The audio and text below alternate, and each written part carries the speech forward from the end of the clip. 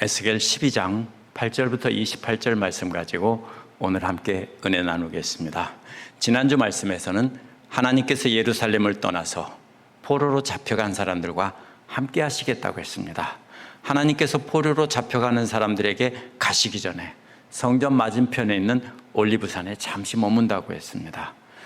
그러나 포로로 잡혀간 사람들이 믿음이 좋아서 훌륭해서 그들과 함께 있겠다고 하신 것이 아닙니다.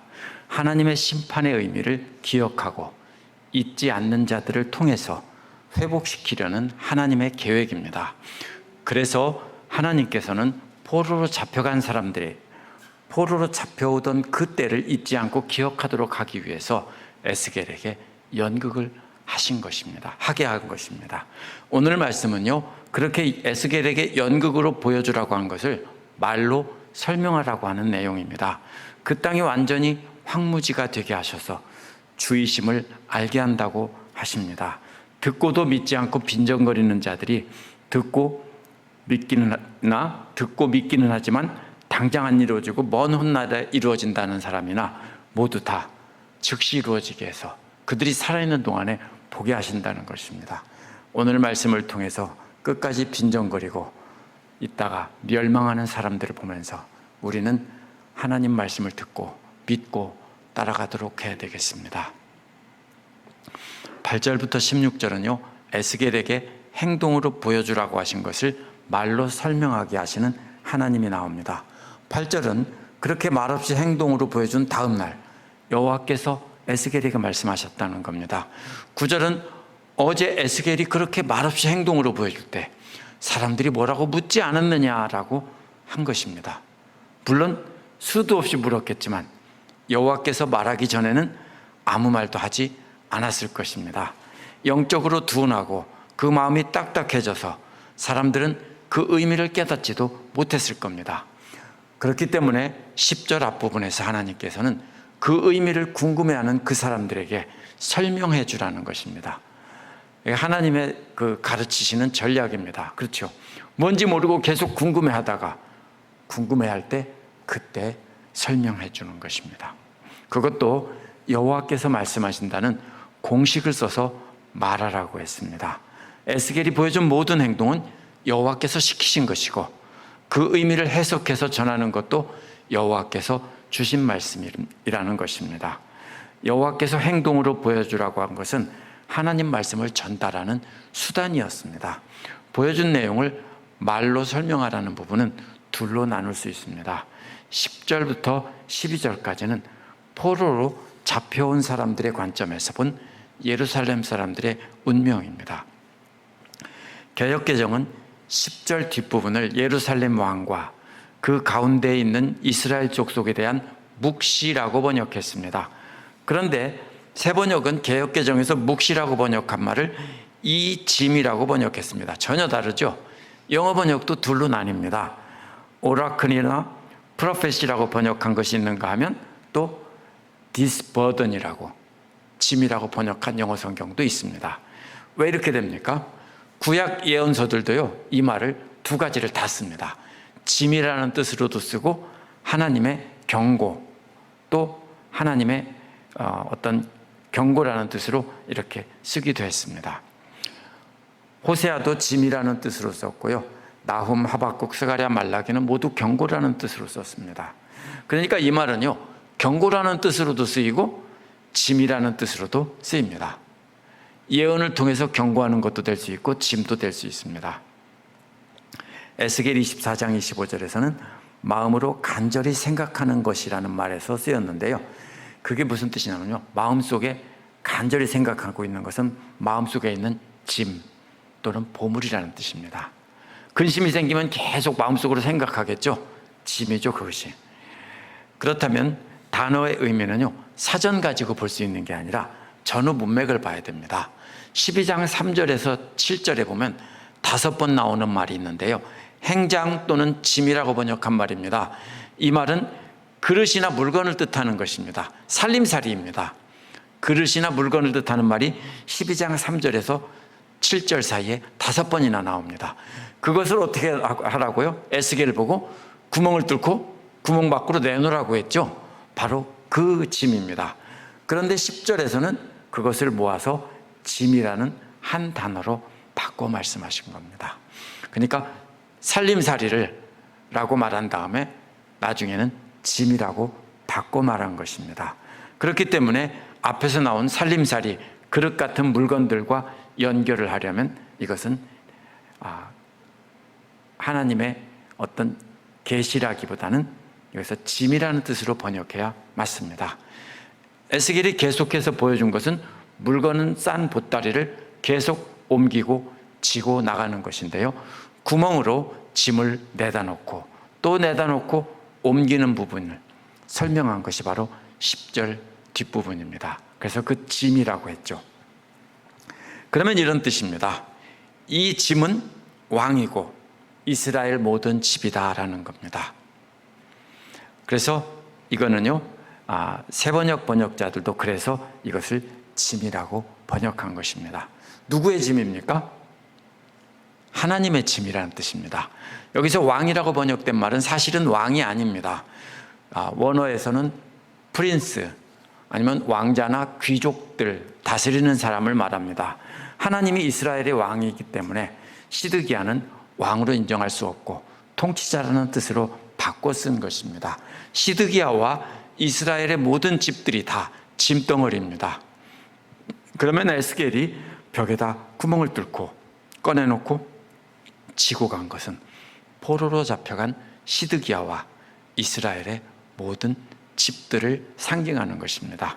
그래서 포로로 잡혀간 이들은 바로 하나님께 짐덩어리였다, 하나님이 지고 갔다, 이런 뜻입니다.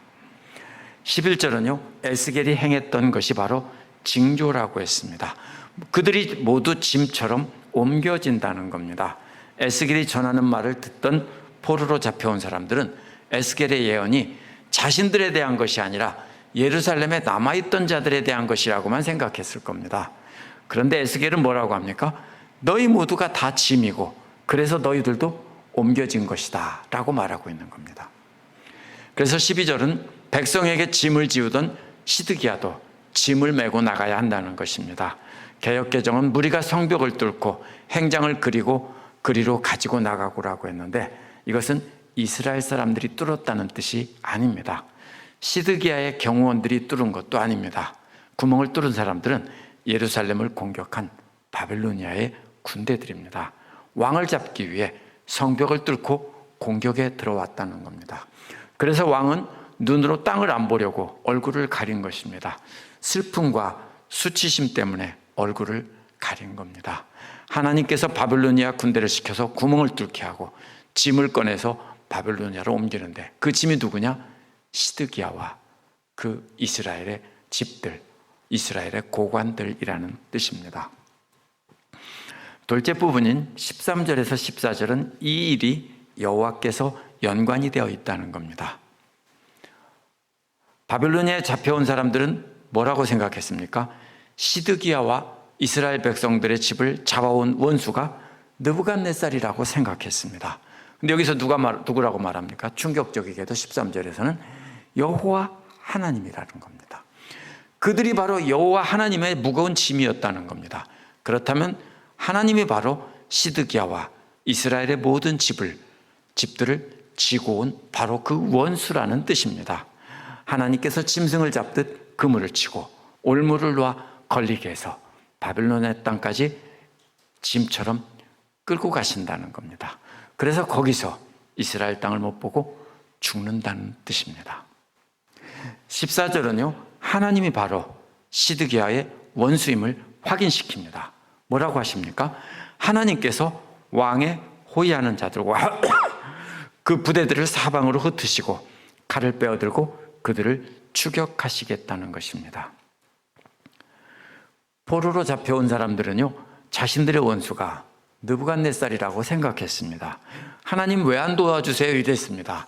그런데 하나님이 바로 자신들의 원수였던 것입니다. 여호와께서 시드기야와 예루살렘의 고관들을 사냥한 사냥꾼이고 바벨론으로 옮겨다 놓으신 짐꾼이라는 뜻입니다. 느부갓네살은 그 일을 시킨 하나님의 심부름꾼에 불과하고 하나님께서 시켰기 때문에 한 것뿐이라는 뜻입니다. 15절 16절은요 이렇게 심판을 하시는 하나님의 목적을 설명했습니다. 그것은 바로 여호와 하나님을 알게 하려는 것입니다. 15절은 그렇게 흩어지게 하고 모든 나라로 쫓아버리신 후에야 비로소 여호와 하나님이 누구인지를 알게 된다는 겁니다. 그러나 16절은 그들을 다 멸하지 않고 그들 가운데서 일부를 칼과 기근과 전염병에서 벗어나게 하신다는 겁니다. 앞에서 칼과 기근과 전염병은 순서대로 싹 죽이는 거라고 그랬죠. 근데 거기에서 벗어나게 하는 사람이 있습니다. 그렇게 남은 자들이 이방인들 가운데서 자기들의 모든 가증한 죄를 자백하게 하신다는 겁니다. 그래서 그들이 여호와 하나님을 알게 하신다는 겁니다. 그렇다면 그 남은 자들도 역시 거룩해서가 아닙니다. 그렇죠? 왜냐하면 그들도 가증한 죄를 자복했다고 했기 때문입니다. 그렇다면 그들은 여호와 하나님께서 잡아간 짐으로 끌고 간 그 의미를 알고 회개한 사람들입니다. 잘못한 것이 없는 사람들이 아니라 하나님의 말씀과 하나님께서 행하신 일을 깨닫고 회개한 사람들을 남겨서 그들로 하여금 이렇게 남은 자들로 하여금 회복시킬 계획을 갖고 있다는 뜻입니다. 두 번째로 17절에서 20절은 그 땅이 완전히 황무지게 되게 하심으로 주를 알게 하시는 하나님이 나옵니다. 17절에서는 주님께서 말씀하셨다라는 말로 시작합니다. 또 새로운 말씀을 주시겠다는 겁니다. 18절은 사람들 앞에서 보여줄 행동입니다. 사람의 아들아라고 부르는 것은 새로운 명령을 내리실 때 하는 것입니다. 또 연극이 시작됩니다. 18절은 먹는 것과 마시는 것이 나란히 대조됩니다. 먼저 떨면서 빵을 먹으라는 겁니다. 떤다는 말은요 에스겔 3장 12절에 나오고 13절에도 나옵니다. 18절에 떨린다는 말은 지진을 뜻하는 말입니다. 3장 12절 13절은요 여호와께서 타신 그 그룹들이 운반하는 그 뭐라고 해야 됩니까? 그걸 무슨 비행기도 아니고 전차도 아니고 뭔지 알 수 없는 여호와를 모신 그것이 착륙할 때 나는 큰 지진이 나는 것 같았다라고 하는 것입니다. 이 말이요 38장 19절에서는 하나님의 맹렬한 노여움으로 말씀하시자 큰 지진이 이스라엘 땅에 일어났다 할 때 썼습니다. 사사기에서도 드보라와 바락이, 찬송시에서도 주님이 이스라엘을 위해 나타나셨을 때 땅이 떨렸다라고 했습니다. 따라서 떨린다는 말은 무슨 뜻이냐면요 여호와께서 임재하실 때 땅이 진동했다는 뜻입니다. 그러나 사사기 5장 4절과는 달리 구원하시기 위해서 임재하신 것이 아니라 이번에는 완전히 초토화시키기 위해서 임재하신 겁니다. 그래서 여호와 하나님께서 이스라엘을 완전히 멸망시키기 위해서 임재하셨기 때문에 그 임재하심의 진동을 에스겔이 어떻게 표현합니까? 떨면서 빵을 먹는 연극을 통해서 표현하는 겁니다. 여호와께서 임재하셔서 완전히 멸하신다는 겁니다. 이와 짝을 이루는 말은 물을 마시라는 겁니다. 개역은 놀라면서 마시라고 했고요. 세번역은 두려우면서 쌓여서 마시라고 했습니다. 그런데 이 말이 무슨 뜻이냐면요 떤다는 말보다 훨씬 크게 흔들리는 모습입니다. 이것이 떠는 정도가 아니라 많이 흔들리면 어떻게 되겠습니까? 이 물이 막 흘러 넘치겠죠. 마시지도 못하고 물이 막 흘러 넘쳐서 얼굴로 막 쏟아지는 모습입니다. 심하게 흔들리면 그렇게 되겠죠. 바로 그런 장면입니다.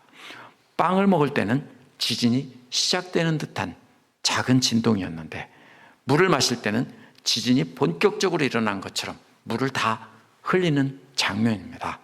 그래서 근심하며 마신다는 말은 그래서 표정에 근심이 가득한 것처럼 하라는 겁니다. 왜요? 여호와께서 심판하기 위해서 임재하셨으니까. 그래서 빵을 먹으면서 떨고 물을 마시면서 막 물을 다 흔들리면서 떨면서 근심하는 표정으로 이렇게 하라고 하는 겁니다. 이것은요 4장 9절에서 17절에 나오는 더러운 빵을 먹는 연극과는 전혀 다른 연극입니다. 더러운 빵을 먹을 때는요 바빌로니아 군대에 포위돼서 굶주림에 시달려 죽게 된다는 연극입니다. 그런데 이번에는 바빌로니아 군대가 쳐들어와서 떤다는 뜻이 아닙니다. 하나님께서 임재하시기 때문에 일어난 진동을 표현하기 위해서 여호와께서는 에스겔에게 떠는 연극을 하며 빵을 먹고 더 크게 떨며 물을 마시라고 한 겁니다.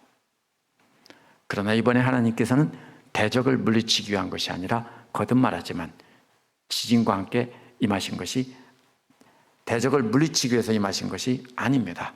19절에서 20절은요, 이에 대한 해설입니다. 이 땅의 백성에게 말하라는 말로 시작하는데요, 이 땅의 백성은 누구냐면요, 하나님께서 주신 약속의 땅에 사는 하나님의 백성입니다. 그러나 이번에는 바빌로니아에 포로로 잡혀와 살고 있는 사람들을 하나님의 백성이라고 부르는 것입니다. 왜 그렇습니까? 여호와께서 어디로 간다고 했습니까? 그 땅을 떠나서 바빌로니아로 가신다고 했죠. 그렇기 때문에 이 백성은 이제 이스라엘 땅에 사는 사람들이 아니라 포로로 잡혀온 사람들입니다. 그들 중에 일부가 회개하고 하나님의 백성이 될 것이기 때문입니다. 이번에 말할 내용은요, 그런데 예루살렘과 이스라엘 땅 주민들이 당하게 될 일입니다. 이번에는 에스겔이 보여준 것처럼 먹고 마실 때 지진처럼 흔들린다고 하지 않았습니다. 그 연극의 의미를 해설한 것이기 때문입니다. 먹을 때 근심에 쌓여 먹고 마실 때 근심보다 더 큰 놀라움에 물을 마신다는 겁니다. 그런데 그 땅에 가득한 것이 황폐하게 된다고 했습니다. 그 땅에 가득하던 농작물들과 풀들이 완전히 홀딱 벗겨지고 황량한 사막처럼 된다는 것입니다. 제가 왜 이런 표현을 쓰냐면요, 그 표현이 그런 뜻입니다. 사막이라는 게 뭡니까? 나무나 풀이 많이 있던 것이 마치 벌거벗은 사람의 몸처럼 아무것도 없게 되는 것이 바로 이 사막입니다. 그렇게 홀딱 벗겨진다는 겁니다. 땅 위에 있는 나무나 식물들이 다. 이는 그 땅에 사는 사람들의 포악 때문이라고 했습니다. 에스겔 7장 23절에서는 포악이 성읍에 가득 찼다고 했고요, 요엘에서는 애굽과 에돔이 황무지가 된다고 했는데 그들이 유다 자손에게 포악을 행했기 때문이라고 했습니다. 그렇다면 이는 이스라엘 지도자들이 백성들에게 포악을 행했다는 것입니다. 백성들도 역시 조금 더 가진 사람들이 적게 가진 사람들에게 포악을 행했습니다. 이방 나라들이 유다 자손에게 포악을 행했을 때 황무지가 되게 한다고 했는데 이번에는 예루살렘과 유다가 완전히 황무지가 된다는 겁니다. 이방인 때문이 아닙니다. 왕과 백성들이 다 포악을 행하기 때문입니다. 오늘날도 마찬가지죠. 조금 더 있으면 없는 사람들을 어떻게 합니까? 갑질하며 함부로 하기 쉽죠. 그것이 여기서 말하는 포악입니다. 20절은 그렇기 때문에 사람이 사는 성읍들이 황폐하고 또 다 무너져 불타버려서 쓰레기 더미처럼 된다는 것입니다. 또 농사 짓고 사는 땅에 모든 식물들이 말라 죽어 맨 땅이 드러나 황무지가 된다는 겁니다. 그때야 여호와인 줄 안다고 했습니다. 하나님께서 임하셔서 그 땅의 건물들을 다 무너뜨리고 농작물뿐만 아니라 풀들까지도 다 말라서 타워서 없애버려서 알몸처럼 되게 한 뒤에야 여호와를 알게 한다는 것입니다. 알게 된다는 것입니다. 여호와께서 임재하셔서 완전히 멸망시키는 것을 보고 나서야 비로소 여호와인 줄 알게 된다는 겁니다. 왜냐하면요, 아무리 경고했어도 끝까지 안 들었기 때문입니다.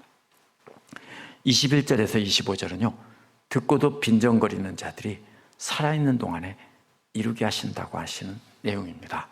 20절은 하나님 말씀이 에스겔 자신에게 임했다고 했는데요, 21절은 여호와께서 말씀하신 것인데 사람들이 사이에서 떠도는 말에 대해 여호와께서 질문한 것입니다. 에스겔에게 질문했습니다. 여기서 문제가 되는 것은요, 이스라엘 땅에서라는 말입니다. 개역개정과 새번역 모두 이스라엘 땅에서라고 장소를 나타내는 말로 번역했는데요, 영어에서는 두 가지로 나타납니다. Land of Israel이라는 말이 나오고요, Concerning the Land of Israel이라는 말이 나옵니다. 무슨 말입니까? 이스라엘 땅이라는 말과 이스라엘에 관해서, 이스라엘 땅에 관해서, 즉 이것이 장소라기보다는요, 최근 대부분은 이스라엘 땅에 관하여라는 말로 이렇게 볼 수 있습니다. 에스겔에서 보면은요, 같은 말이 22절을 포함해서 6번이 나오는데요. 18장 2절과 36장 6절은 모두 이 땅, 이스라엘 땅에 관하여라는 말로 번역했습니다. 또 이스라엘 땅 안에서라고 번역한 것도 있습니다. 그렇기 때문에 장소를 뜻할 수도 있고 이것이 그들에게 관해서라는 말일 수도 있습니다. 그래서 이것이 장소를 뜻한다고 해석하기도 하지만 이스라엘 땅에 관해서라고 해석하기도 합니다. 그러면요, 70인역 구약 성서에서는 이스라엘 집이라는 말로 번역했습니다. 그러면요, 예수님 오시기 전부터 이 말씀은 장소가 아닌 예루살렘과 유다에 관해서라고 사용되었다는 겁니다. 왜냐하면 장소가 이스라엘이 아닙니다. 그 사람들이 있는 곳이 이스라엘이죠. 그래서 땅이 아닙니다. 그들에 관해서라는 뜻입니다. 여기에서 이스라엘 땅에서 사람들이 이렇게 말했다는 뜻이 아닙니다. 에스겔은 바벨로니아 포로로 잡혀온 사람들에게 예언을 하고 있기 때문입니다. 물론 새 번역처럼 이스라엘 땅에서 오랫동안 전해오던 속담이라는 뜻도 될 수 있지만 문맥은 에스겔이 본 환상을 근거로 포로로 잡혀온 사람들이 에게 예언한 것에 대해서 사람들이 말한 것입니다. 뭐라고 말합니까? 예루살렘과 유다가 완전히 멸망한다고 바벨로니아에 잡혀온 사람들에게 예언을 하자 사람들이 속담을 이용해서 빈정거린 겁니다. 이렇게 본다면요, 예루살렘과 유다의 멸망에 관해서 이런 겁니다. 그래서 에스겔이 예언한 것에 대해 속담을 써서 빈정거렸다는 겁니다. 모든 환상들이 그대로 이루어진 것이 없다는 겁니다. 따라서 에스겔도 너도 거짓 선지자 중에 하나다라는 뜻입니다. 그래서 23절은 이렇게 에스겔이 전한 하나님의 말씀에 대해서 빈정거리는 사람에게 하나님께서 전하라는 말씀입니다. 하나님께서는 이 속담이 그치게 할 것이다. 다시는 이 속담을 이스라엘 가운데서 말하지 못하게 할 것이다. 하나님께서 환상으로 본 것이 이루어질 날이 가까이 왔다. 이렇게 말하라고 합니다. 24절에 왜냐하면 이렇게 말합니다. 왜 오히려 그날이 가까웠다고 말해야 하는가 하면 그 이유는 헛된 망상과 아첨하는 점괘가 다시는 없을 것이기 때문입니다. 헛된 환상이란 조작된 예언이라기보다는 에스겔이 말한 그러한 불행한 일이 일어나지 않는다는 겁니다. 재수 없는 예언을 했는데 그게 일어나지 않는다. 이것이 바로 헛된 환상입니다. 아첨하는 점괘란 신의 힘을 빌어서 하나님께서 말씀하시기를 아니면 어느 신이 말씀하시기를 그런 불행한 일은 일어나지 않는다. 이거 말한 그런 말이 바로 점괘라는 말의 뜻입니다. 이 에스겔이 말한 것과는 반대로 전하는 사람이 이렇게 말하면서 하나님을 대적한다는 겁니다. 에스겔 네가 말한 거 안 이루어져. 하나님께서 말씀하시는데 신께서 말씀하시는데 그런 일 일어나지 않는데 이것이 바로 헛된 환상과 점괘라는 뜻입니다. 하나님께서는 다시 그런 짓 못하도록 분명히 이루어지게 하신다는 겁니다. 25절도 역시 왜냐하면 이렇게 시작합니다. 왜냐하면 나는 여호와이기 때문이다. 여호와 하나님이시기 때문에 그동안 에스겔을 통해 전하신 말씀들을 그대로 이루신다는 겁니다. 더 이상 지체하지 않는다는 겁니다. 포로로 잡혀온 자들 중에는 에스겔의 예언을 빈정거리는 자들에게 반역하는 족속이라고 부르시며 너희가 살아있는 동안에 그대로 이루신다. 여호와의 말이기 때문에 반드시 이루어진다는 것입니다. 그래서 여기서는 빈정거리며 에스겔을 빈정거리며 욕하는 사람들은 누구를 욕한 겁니까? 하나님께 빈정거리며 욕한 것입니다. 네 번째로 26절에서 28절은요, 즉시 이루어지지 않는 사람들에게 곧 이루신다고 하시는 하나님이 나옵니다. 26절도 역시 여호와께서 에스겔에 말씀하셨다고 했는데 역시 27절은 사람의 아들아 이렇게 시작합니다. 또 새로운 예언을 말씀하신다는 겁니다. 이번에는 이스라엘 족속들이 빈정거린 것은 에스겔이 한 예언이 가짜라는 말이 아닙니다. 이번에는요, 에스겔이 말한 것이 사실이라고 인정합니다. 이 사람들은. 그런데 이번에는 에스겔 네가 본 환상은 지금 일어나는 게 아니라 먼 훗날 일어날 일이야 이러는 겁니다. 에스겔이 예언한 말들이 아득한 훗날이라고요. 결국 자신들은 상관이 없다라고 빈정거리는 겁니다. 이들은 믿음이 있는 것 같죠. 에스겔 네가 한 예언이 맞아라고 하면서 인정을 합니다. 그러나 하나님을 경외하는 사람들은 아닙니다. 역시 하나님에 대해서 빈정거리는 겁니다. 네가 하는 말이 맞다고 치자. 그렇지만 그것은 지금 일어날 일이 아니라 먼 훗날에 일어날 거야 라고 빈정거리는 겁니다. 직접적으로 빈정거리는 게 아니라 믿음 좋은 척하면서 훨씬 더 고단수로 빈정거리는 겁니다. 결국 하나님을 경멸한 것입니다. 이들은 에스겔이 전한 하나님 말씀을 인정하는 척 했습니다. 그러나 하나님께서 곧 이루겠다고 하신 것을 아직 멀었다며 자기들에겐 해당 안 된다고 한 것입니다. 그래서 앞에서 말한 직접 경멸한 사람들보다 훨씬 고단수의 악한 경멸입니다. 그래서 28절에서 하나님께서는 에스겔에게 여호와께서 말씀하셨다라고 전하라고 했습니다. 에스겔을 통해서 전하신 말씀 중에 어느 하나도 더 이상 늦춰지지 않고 말씀 그대로 행하신다는 겁니다. 그동안 하나님이 심판을 늦추신 것은 자비하심을 나타낸 거지 심판 자체가 불확실한 것이 아닙니다. 그런데 그동안 하나님이 계속 심판을 늦추고 심판하지 않았다라고 해서 그것이 자기들이 거룩하거나 이런 것이 아닙니다. 하나님이 살아계시지 않은 것이 아닙니다. 이들은 하나님의 자비하심을 빈정거린 겁니다. 하나님이 좋은 마음으로 끝까지 참아줬는데 그걸 가지고 그동안도 계속 우리가 그런 예언 들었는데 즉시 일어나지 않고 오랜 세월 후에 일어났어. 그런데 이번에는 주 여호와의 말이라고 하며 끝을 맺습니다. 지체하지 않고 즉시 하신다는 말을 주 여호와께서 말씀하신 거라는 것이 앞뒤에서 감싸고 있습니다. 확실히 그렇게 하신다는 겁니다. 오늘 말씀은요 12장 2절에서 말한 대로 볼 눈이 있어도 보지 않고 들을 귀가 있어도 듣지 않는 반역하는 족속들에게 눈으로 보게 하신 뒤에, 지난주에 눈으로 보게 했죠. 오늘은 말로 설명하시는 내용입니다. 잡혀온 예루살렘의 지도층들은 하나님께서 자신들을 특별히 보호하고 계신다고 생각했습니다. 그래서 에스겔이 전하는 하나님 말씀을 믿지 않고 빈정거렸고요. 어떤 사람들은 당장 이루어지지 않는다며 빈정거렸습니다. 하나님의 오래 참으심, 하나님의 한결같은 사랑을 이들은 빈정거린 겁니다. 그러나 하나님께서는 저들이 바로 하나님의 짐이고 하나님께서 옮겨다 놓은 것이라며 회개하라고 하시는 겁니다. 잡혀간 예루살렘의 지도층들은 하나님의 계시를 듣고 회개하고 따르기보다는 자신들이 바라는 것에 하나님의 계시를 맞추려고 했습니다. 그래서 거짓 예언자들이 예언하면 옳다라고 하고 참된 예언자들이 예언하면 네가 틀렸다라고 빈정거리는 겁니다. 그런데요, 앞에서 뭐라 하겠습니까? 12장 2절에서 귀가 있어도 듣지도 않고 눈이 있어도 보지 않으려고 한다고 했죠. 오늘날 우리도요 역시 그럴 수 있습니다. 자신이 너 모르는 사이에 자기 편을 들어주는 말씀에는 옳다고 하고 은혜 받았다고 하지만 거슬리는 말씀은 귀를 닫고 그냥 지나가 버립니다.